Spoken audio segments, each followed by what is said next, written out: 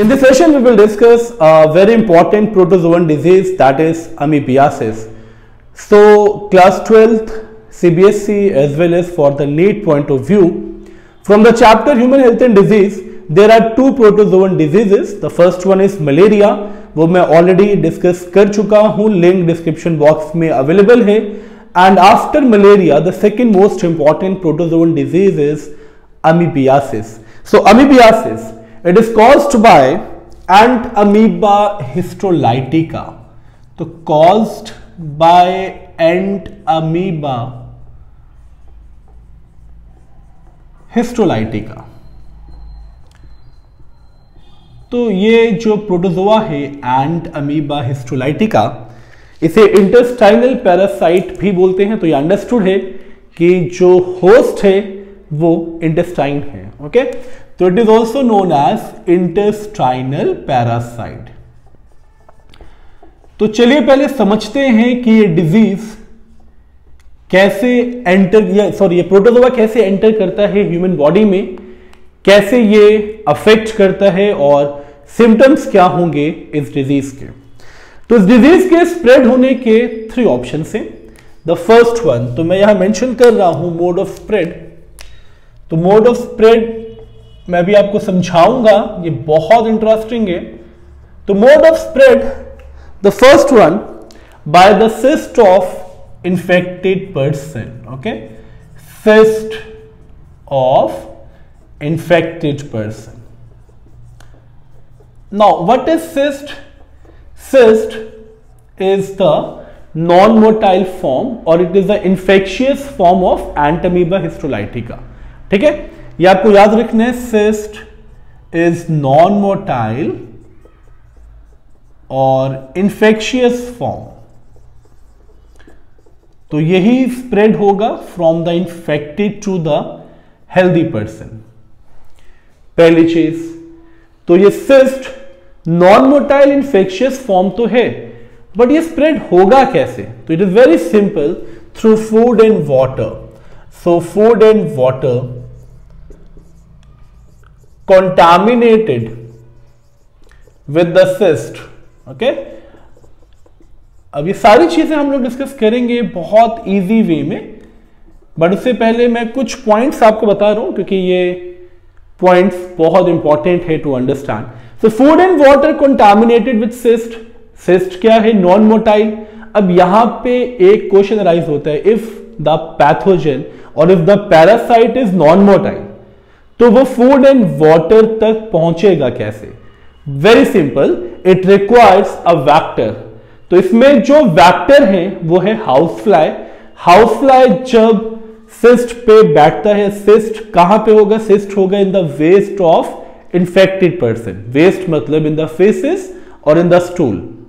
तो जो लोग खुले में शौच करते हैं, वहां उनके वेस्ट पे अगर कोई फ्लाई, हाउस फ्लाई मतलब मक्खी आके उस पे बैठता है, वो मक्खी जब वहां से उड़ी तो उसके क्लॉज में क्या होता है? ये जो इन्फेक्शियस फॉर्म है सिस्ट, वो ट्रैप्ड हो जाते हैं. फिर यही सिस्ट जब फ्लाई किसी फूड पार्टिकल पे बैठता है तो ये वहां से रिलीज हो जाएंगे, यानी फ्लाइज के क्लॉथ से रिलीज हो जाएंगे और अब ये फूड एंड वाटर को कंटामिनेट कर चुके हैं. अब यही कंटामिनेटेड फूड एंड वाटर जो हेल्दी पर्सन इंटेक करेगा, उससे ये डिजीज होगी. आई होप ये बेसिक्स तो आपको समझ में आ गया है. चलिए अब इस डिजीज को थोड़ा डिटेल में समझते हैं. ओके, तो house flies act as a mechanical carrier. तो ये तीनों स्टेप्स एक दूसरे पे बेस्ड, एक दूसरे से related. By the cyst, and cyst food and water को कंटामिनेट करेगा एंड फाइनली वो कंटामिनेट करेगा with the help of vector, that is house fly. चलिए इस डिजीज को लाइफ साइकिल की फॉर्म में समझते हैं तो थोड़ा सा इजी हो जाएगा इस डिजीज को समझना. ओके, तो मोड ऑफ स्प्रेड हम लोग डिस्कस करेंगे एक इजीएस्ट फॉर्म में. चलिए, ये जो फॉर्म है इसे हम मान लेते हैं सिस्ट. तो cyst means the non motile form. Okay, cyst is the non-motile और द इन्फेक्शियस फॉर्म। ठीक है, तो ये सिस्ट नॉन मोटाइल और इन्फेक्शियस फॉर्म है। किसका इन्फेक्शियस फॉर्म है? ये एंटमीबा हिस्टोलाइटिका का फॉर्म है। एक्चुअली एंटमीबा हिस्टोलाइका कैसे सिस्ट बनाता है ये भी हम लोग डिस्कस करने वाले हैं, अब इसको आप समझिए।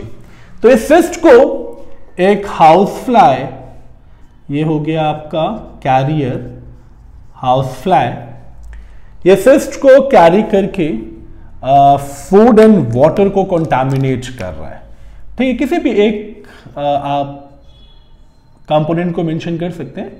तो ये वाटर है इसमें और ये सिस्ट इस वाटर को कंटामिनेट कर रहा है। ठीक है, तो यहां पे ये सिस्ट आ गया। ठीक है, मैं रेफरेंस के लिए लेबलिंग भी करता जा रहा हूं। तो अब ये क्या बन चुका है? अब ये बन चुका है कंटामिनेटेड वाटर। चलिए, कंटामिनेटेड वाटर और फूड भी आप चाहें तो ले सकते हैं। मैं एक सिंपल सा डायग्राम फूड का भी ड्रॉ कर लेता हूं। चलिए, और इस फूड में भी इंफेक्शन है, ये फूड भी कंटामिनेटेड है because of the house fly which carries the cyst and contaminates the water and food. अब ये फूड एंड वाटर जो है ये कंटामिनेटेड है। ठीक है, कंटामिनेटेड वाटर एंड फूड।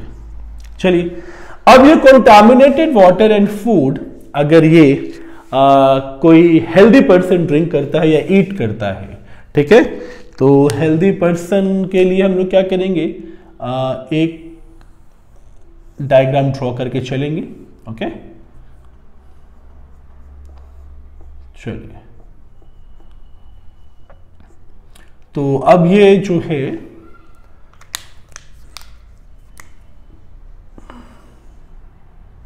ये हो गया इसका नेजोफेरिंक्स वाला पार्ट। ओके, और यहां से ये जो है ये माउथ पार्ट। ठीक है, अब इसको आगे लेके आते हैं।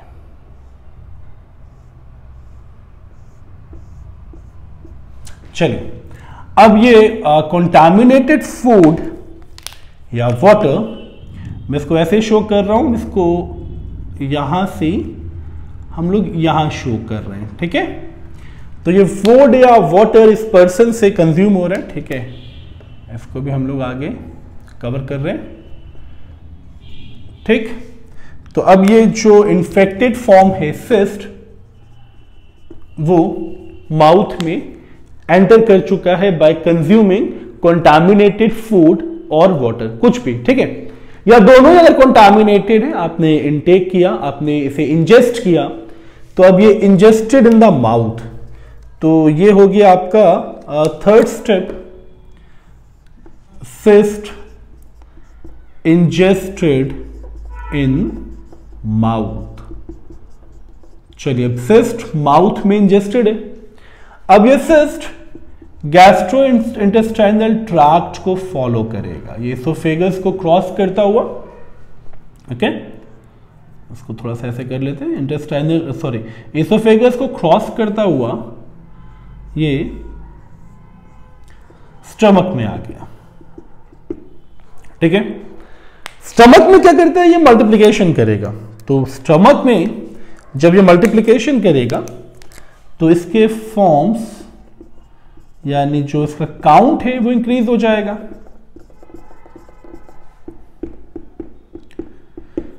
अब ये चीज आपको समझ में आ रही होगी कि in stomach it multiplies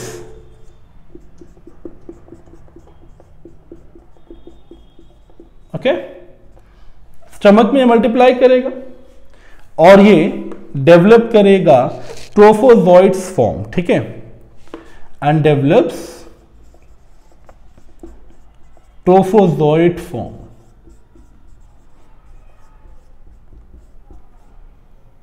ट्रोफोजोइड्स form. अब यहां पे एक चीज बहुत इंपॉर्टेंट है, सिस्ट नॉन मोटाइल फॉर्म था, सिस्ट का शेप अमीबा की तरह है। चलिए, इसको भी हम लोग यहां पर डिस्कस कर लेते हैं। This is the cyst and cyst is amoeba like. Okay, तो सिस्ट इज अमीबा लाइक।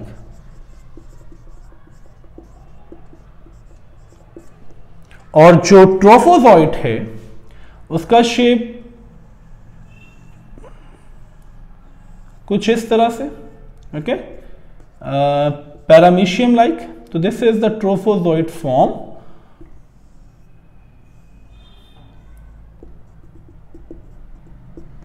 ठीक है,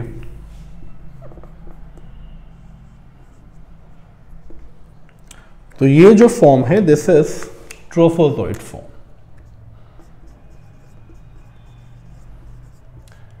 एंड ये जो ट्रोफोजॉइट फॉर्म है it looks like something like paramecium, not exactly paramecium. Okay, इन दोनों में डिफरेंस तो स्ट्रक्चर के बेसिस में समझ में आ गया। सिस्ट नॉन मोटाइल है, ये चीज भी आपको मेंशन करना बहुत इंपॉर्टेंट है। Cyst is a non motile form. Okay, और ट्रोफोजॉइड ये मैं यहां मेंशन कर रहा हूं, इट इज मोटाइल फॉर्म। चलिए, now due to the asexual reproduction due to multiplication, हालांकि ये मल्टीप्लीकेशन भी आपको समझ में आना चाहिए कि ये बाइनरी फिजन है। Okay, it is binary fission. तो ये जो स्टेप है, आई होप ये समझ में आपको आ रहा होगा कि cyst from the mouth, when it is ingested into the mouth, it reaches to stomach. Stomach में ये मल्टीप्लाई हुआ by the process of binary fission, it develops trophozoite. ठीक है, रेफरेंस के लिए आप इन दोनों के कंपैरिजन को देख सकते हैं। सिस्ट का फॉर्म समथिंग लाइक अमीबा, ट्रोफोजॉइड का form something like paramecium. Cyst non motile form है, ट्रोफोजॉइड इज अ मोटाइल फॉर्म। तो इन दोनों में डिफरेंस क्या है ये हम लोग अब आगे डिस्कस करेंगे। तो अब ऑप्शन क्या है, ये जो फॉर्म है ट्रोफोजॉइड, ओके, ये अब आगे चला और इस तरह से हम लोग ड्रॉ करेंगे। ठीक है, इंटेस्टाइन को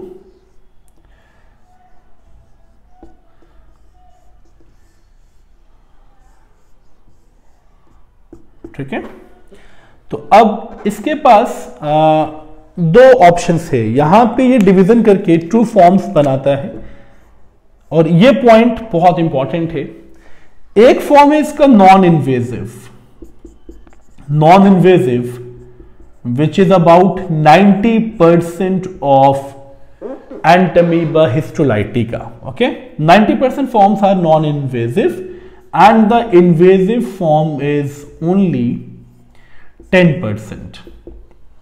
अब दोनों में डिफरेंस क्या है यह समझना भी बहुत इंपॉर्टेंट है। समझ में आ रहा है ना आपको, ये सिस्ट मल्टीप्लाई हुआ, मल्टीप्लाई होके स्ट्रक्चर में चेंज, सिस्ट से अब ये ट्रोफोजॉइड अब मूव कर रहा है इंटेस्टाइन में।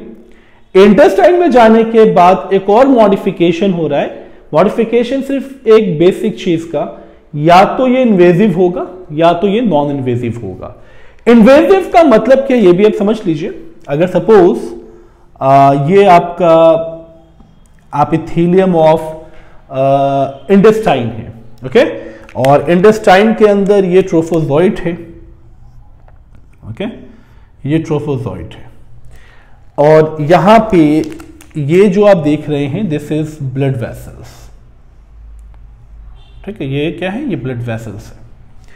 अगर ये एपिथेलियम को कोरोड करता हुआ ब्लड वेसल्स को इन्वेड करके ब्लड वेसल्स में एंटर कर जाए, मैं फिर से रिपीट कर रहा हूं, if trophozoites corrodes the epithelium and invaded into blood vessels, अगर ये ब्लड वेसल में एंटर कर जाए, यहां पे आप देख रहे हैं ना, एरो समझ में आ रहा होगा, यहां पे ये जो पोर्शन है दिस इज ब्लड वेसल, और ये जो पैरासाइट है, जो ट्रोफोजॉइड है, वो इसके अंदर आ चुका है।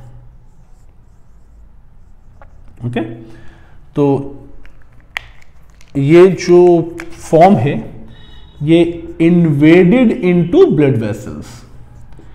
तो जो ब्लड वेसल्स में एंटर कर गया वो इन्वेजिव। अब ब्लड वेसल में एंटर करेगा तो क्या होगा, ये पूरी बॉडी में ट्रेवल करेगा। पूरी बॉडी में ट्रेवल करने के बाद when it invaded into blood vessels it reaches to liver, lungs and last, rare है but still it possibility is there, ये भी हो सकता है, it reaches to brain ultimately. तो लीवर, लंग्स एंड ब्रेन सिर्फ तब अफेक्टेड होंगे जब ये इन्वेजिव होगा। ये बात समझ में आ गई होगी आपको। बट अगर ये नॉन इन्वेजिव है, अगर ये नॉन इन्वेजिव है तो यही फॉर्म मल्टीप्लाई करता हुआ क्या करेगा, यही फॉर्म मल्टीप्लाई करता हुआ क्या करेगा, ये और सिस्ट को फॉर्म करेगा। ओके, और ये सिस्ट जाके रैक्टम में डिपॉजिट हो जाएगा। तो हम यहां पे मान लेते हैं रैक्टम। ओके, तो यहां पे ये मल्टीप्लाई करके एसेक्सुअल रिप्रोडक्शन करके अब और सिस्ट को फॉर्म कर रहा है। ठीक है, तो ये जो फॉर्म है non invasive form, non invasive form कहां चला गया, non invasive form deposited into rectum. अब ये रैक्टम में गया। ओके, रैक्टम से क्या होगा, रैक्टम से वेस्ट निकलेगा, मैं यहां शो कर रहा हूं इसको। तो ये रैक्टम से वेस्ट निकला। ठीक है, तो इसको मान लेते हैं फेसेस और स्टूल। ठीक है, तो रेक्टम से जो हमारा वेस्ट निकला उस वेस्ट पे अगेन सिस्ट प्रेजेंट है। अब मैं सिस्ट को यहां इससे ड्रॉ कर रहा हूं। अब इस सिस्ट को, ठीक है, यही जो सिस्ट है ये again picked by house fly, फिर house fly contaminate food and water and finally it gets ingested. तो आई होप ये पूरा जो प्रोसेस है ये आपको समझ में आ गया होगा। बट फिर भी मैं एक शॉर्ट रिव्यू दे दूं। प्रोसेस देखिए स्टार्ट कहां से हुआ है कि अगर किसी पर्सन को, चलिए अभी इस बार हम लोग यहां से समझेंगे, अगर किसी पर्सन को अमीबियासिस है तो जो एंट अमीबा हिस्टोलाइटिका के पैरासाइट हैं वो उस पर्सन के रैक्टम के थ्रू, रैक्टम से वेस्ट रिलीज होगा, एक्सक्रीटा, फेसेस, स्टूल, आप कुछ भी कहना चाहे। तो उस फेसेस और स्टूल में या उस एक्सक्रीटा में सिस्ट फॉर्म यानी infectious form of ant amoeba histolytica present होगी। अब ये सिस्ट इस पर्सन के वेस्ट पे है तो इस सिस्ट को हाउस फ्लाई पिक करेगा। हाउस फ्लाई, अगर आप जानते हैं हाउस फ्लाई वेस्ट पे यानी जो हमारा मल है उस पे आके बैठता है, और वही हाउस फ्लाई अगर किसी खाने पे बैठ जाए तो फूड या वाटर जो जिस पे भी ये बैठेगा वो कॉन्टामिनेट हो जाएगा, और वही कॉन्टामिनेटेड फूड और वाटर अगर हम इनटेक करेंगे तो वो हमारे गैस्ट्रोइंटेस्टाइनल ट्रैक्ट में आएगा। उसके बाद ये जब स्टमक में पहुंचेगा तो फिर ये मल्टीप्लिकेशन करेगा, यहां से दो फॉर्म बनेगी, एक सिस्ट फॉर्म, सिस्ट और एक ट्रोफोजॉइड। तो एक्चुअली में जो फॉर्म बनेगा वो ट्रोफोजॉइड है। तो ये सिस्ट और ट्रोफोजॉइड का भी मतलब आपको पता होना चाहिए। सिस्ट इन्फेक्शियस तो है बट नॉन मोटाइल है, नॉन मोटाइल है तभी तो इसको कैरियर चाहिए and that carrier is house fly. But जो मोटाइल फॉर्म है वो ट्रेवल कर सकता है। तो अब ये आगे जब ट्रेवल करता है इंटेस्टाइन में, इंटेस्टाइनल एपिथेलियम में, तब इसके पास दो ऑप्शन होते हैं, या तो ये इन्वेट कर दे, इन्वेट करने का मतलब ये इंटेस्टाइन से बाहर निकल के ब्लड वेसल्स में आ जाए। ठीक, अगर ये ब्लड वेसल्स में आएगा तो ये ट्रेवल करेगा पूरी बॉडी में, तब ये अफेक्ट करता है लीवर, लंग्स एंड ब्रेन को। अगर ये इन्वेड नहीं करते, जैसा कि 90% केसेस में ये इन्वेड नहीं करता है, तो अगेन ये बाइनरी फिजन करते हुए रैक्टम में आके डिपॉजिट हो जाएगा। फिर वही प्रोसेस, रैक्टम से वेस्ट एंड फाइनली ये साइकिल चलती रहेगी। तो दिस इज अमीबियासिस। अब सिम्टम्स क्या होंगे, क्योंकि ये मेनली अफेक्ट करता है पर्सन के गैस्ट्रोइंटेस्टाइनल ट्रैक्ट को। ओके, तो गैस्ट्रोइंटेस्टाइनल ट्रैक्ट को अफेक्ट करने का मतलब तो क्लियर है कि आपके सिम्टम्स में सबसे पहला जो सिम्टम होगा वो होगा माइल्ड डायरिया। ओके, तो सिम्टम्स में first symptom is mild diarrhoea.